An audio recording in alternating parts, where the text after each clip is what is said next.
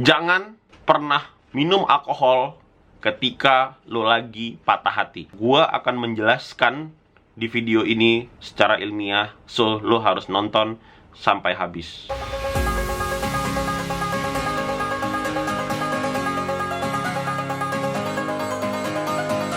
Selamat datang kembali di channel Dokter Mutan. Masih bersama gua Dr.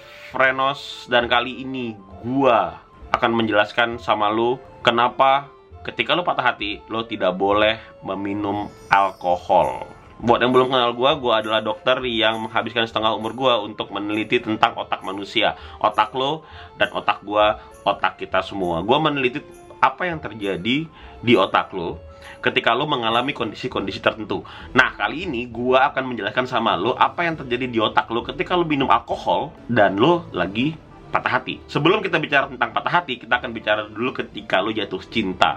Ketika lo jatuh cinta, di otak lo itu langsung merangkai sebuah sirkuit yang sebenarnya mematikan, sebuah sirkuit yang berbahaya. Tapi ada bagusnya juga. Nah, kenapa gue bilang berbahaya? Sirkuit ini melibatkan 3 bagian otak. Yang pertama namanya VTA atau ventral tegmental area. Yang kedua melibatkan striatum. Yang ketiga melibatkan nucleus accumbens namanya. Nah, ketiga bagian otak ini berguna untuk mengaliri dopamin. Nah, yang jahat ini adalah si dopamin ini. Dopamin ini ibarat morfin yang membuat lu menjadi bahagia, senang, adiktif, pede, bawaannya ganteng, ya kan? Bawaannya pengen sisiran, bawa sisir kemana-mana, bawaannya wangi. Itu adalah kerja dari si dopamin ini. Tapi dopamin ini juga bagus buat otak lo, karena dopamin ini menghidupkan semua sel di dalam tubuh lo. Dia membuat otak lo kerjanya semakin maksimal, membuat jantung lo kerjanya semakin maksimal. Itu alasannya kenapa ketika orang yang lagi jatuh cinta itu kerjanya semakin fokus. Walaupun kadang-kadang fokus ke pacar ya, tapi ya intinya fokus lah ya. Nah, sirkuit ini dikenal dengan nama reward system. So, ini adalah sebuah sistem yang membuat lu menjadi happy, membuat lu menjadi bahagia. Nah, apa yang terjadi ketika lo mendengar kata kita udahan ya, atau kita putus dulu ya? Nah, ketika lo mendengar kata itu seperti sambal geledek.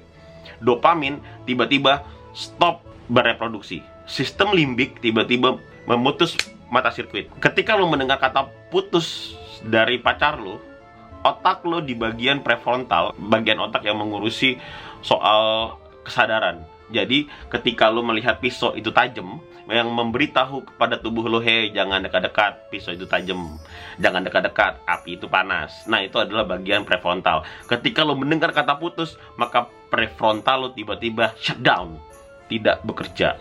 Lo bayangin apa yang terjadi seandainya dopamin berhenti bereproduksi di kepala lo. Itu ibarat ani-ani yang tiap bulan dikasih uang sama gadunnya, lalu kemudian gadunnya berhenti ngasih uang lagi. Kok gue tahu? Ya, intinya gitulah. Itu ibarat lo tiap hari dikasih makan sama orang, lalu tiba-tiba dia berhenti ngasih makan lo. Lalu apa yang terjadi? Dia nyari makan lagi di luar ya. Nah, itu juga yang terjadi di otak lo. Yang terjadi di otak lo adalah lo berusaha untuk mencari dopamin lagi, karena tubuh lu udah sakau. Layaknya orang yang sering pakai morfin, lalu morfinnya diambil, lalu dia harus mencari dengan cara apapun, dia nelfon bandar kek, dia bikin morfin sendiri kek, dia gigi tangannya. Yang penting dia bisa mendapatkan dopamin di dalam kepalanya. Makanya lu galau, nggak mau makan, lu bawaannya mau mati aja. Lu lihat pisau udah nggak tajam buat lu, lihat api udah nggak panas buat lu. Kenapa? Karena prefrontalnya mati, dopaminnya hilang. Lu tertarik untuk mencari dopamin dalam kepala lu. Caranya ada 2, biasanya yang sering dilakukan oleh orang. Yang pertama, lu mengulang cara yang sama hanya untuk mendapatkan dopamin, tapi belum tentu cinta, atau orang mengenalnya dengan nama pelarian. Yang kedua, lu berusaha memunculkan dopamin buatan lewat hal-hal yang paling mudah lo dapat, yaitu alkohol. Oke, lo berharap bahwa dengan lo minum alkohol, dopamin itu bekerja di kepala lo. Alkohol tuh memang menghasilkan dopamin di kepala lo, tapi kadarnya dikit banget. tidak seperti ketika lo jatuh cinta. Ketika lo jatuh cinta, dopamin itu dibus, dibanjiri. Tapi ketika lo minum alkohol, dopamin yang keluar itu cuman sedikit, sedikit, sedikit. Makanya senangnya cuma sesaat. Oh iya, buset. Lihat bahasa gue bagus banget dah. Nah, lalu ketika lo minum alkohol, berharap dopamin yang muncul itu banyak, padahal yang keluar cuma sedikit, otak lo merasa ini masih kurang, maka lo minum lagi. Ini lo masih kurang, maka lo minum lagi. Ini masih kurang, dan lo minum terus. Lo bayangin, lo minum alkohol, ketika tuh kadar alkohol lo sudah banyak di dalam otak dan prefrontal lo tidak kerja karena lo baru putus, itu ibarat lo naik mobil ngebut tanpa rem, coy. Itu alasannya kenapa ketika lo ngelihat ada teman lo yang putus cinta lalu kemudian dia nyari alkohol, dan yang terjadi adalah dia bisa telanjang di jalan, dia bisa nggak tahu gue perasaannya mau mati aja.